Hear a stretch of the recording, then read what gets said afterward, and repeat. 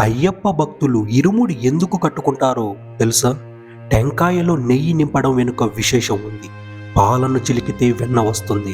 వెన్నను కాచి నెయ్యి తయారు చేస్తారు. ఆ నెయ్యితో భగవంతుడికి అభిషేకం చేయడం విశిష్టం.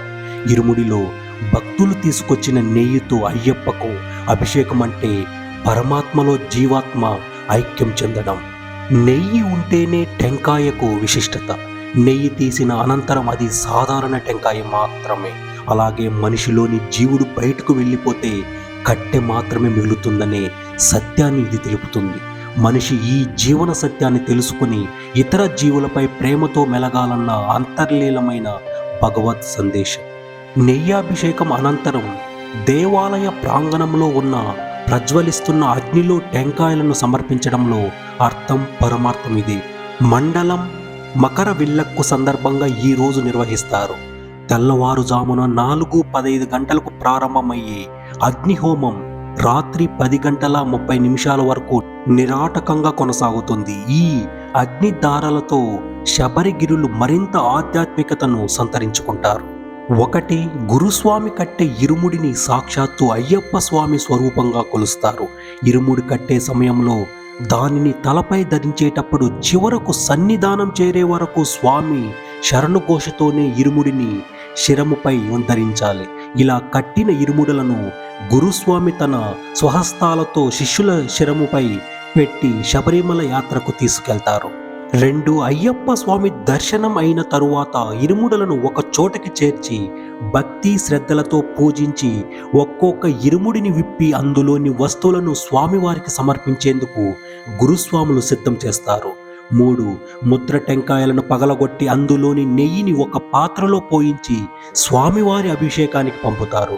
మన శరీరాన్ని కొబ్బరికాయగా ఎంచుకుని అహంకారం అనే నారను భక్తి అనే బండరాయిపై అరగదీసి అందులోని మోహమనే జలంను తీసి భక్తి శ్రద్ధ విశ్వాసం ఆచార అనుష్ఠానములనే జ్ఞానమృతమును నింపి వైరాగ్యమనే మూతను పెట్టి ఆత్మ అనే లక్కతో ముద్ర వేసి అయ్యప్ప స్వామి వారి సన్నిధానానికి తీసుకెళ్లి అభిషేకం చేసి పునీతులు కావడం ఇందులోని పరమార్థం. 4. అలా పగలగొట్టి నెయ్యిని తీసిన కొబ్బరికాయలను గణపతి హోమగుండంలో వేస్తారు.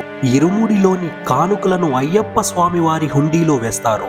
ఇరుముడులు విప్పి వేరు చేయగానే విభూతి పసుపు కుంకుమలను వేరువేరు పాత్రలో పోసి విభూతి పల్లెములో ఇరుముడిలోని కర్పూరమును వెలిగించి ఆ కాంతిలో ఇరుముడులను విప్పుతారు. మిగిలిన కర్పూరమును అగరబత్తీలను స్వామివారి సన్నిధానంలోని కర్పూర ఆలిలో వేస్తారు. 5. బెల్లం ఖర్జూరము ద్రాక్ష జీడిపప్పు యాలకులు తేనె వీటన్నిటినీ కలిపి పంచామృతాభిషేకమునకు పంపుతారు.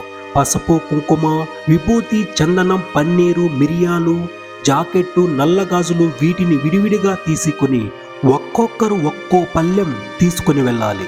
6. ప్రతి స్వామి ఒక్కో కొబ్బరికాయ తీసుకుని మాలికాపురం సన్నిధిలో దొర్లించి రావాలి. పసుపు కుంకుమలను మాలిగైపు రత్తమ్మ సన్నిధి వద్ద సమర్పించి స్వామిని దర్శించుకోవాలి. తెచ్చిన జాకెట్లు నల్లగాజులు అమ్మవారికి సమర్పించాలి. కొబ్బరికాయలను ముక్కంటి సాక్షాత్కారముగా భావిస్తారు. 7. నార తీయగానే 3 నేత్రములు స్పష్టంగా కనిపిస్తాయి. మిగిలిన అన్ని ప్రదేశాల్లో కొబ్బరికాయలను పగలగొట్టినా సాక్షాత్తు ఆదిపరాశక్తి ఆవాస స్థలమైన మాలిగైపురత్తమ్మ సన్నిధిలో నారికేలమును పగలగొట్టకుండా దొర్లించి విడిచిపెట్టడం సంప్రదాయం.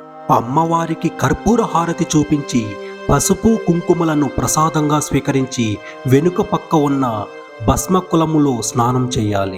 8వ విషయం ఏమిటంటే సన్నిధానంలోని ఇరుముడలను విప్పిన తరువాత అందులోని బియ్యము నుంచి పిడికెడు బియ్యం అక్షింతలుగా ప్రతి వారి ఇరుముడిలోనూ వేస్తారు. శబరిమల పుణ్యస్థలి నుంచి వచ్చిన ఆ బియ్యాన్ని ఇంట్లోని బియ్యంతో కలిపి ఉంచితే అక్షయ పాత్రలా తరగదని భక్తుల నమ్మకం.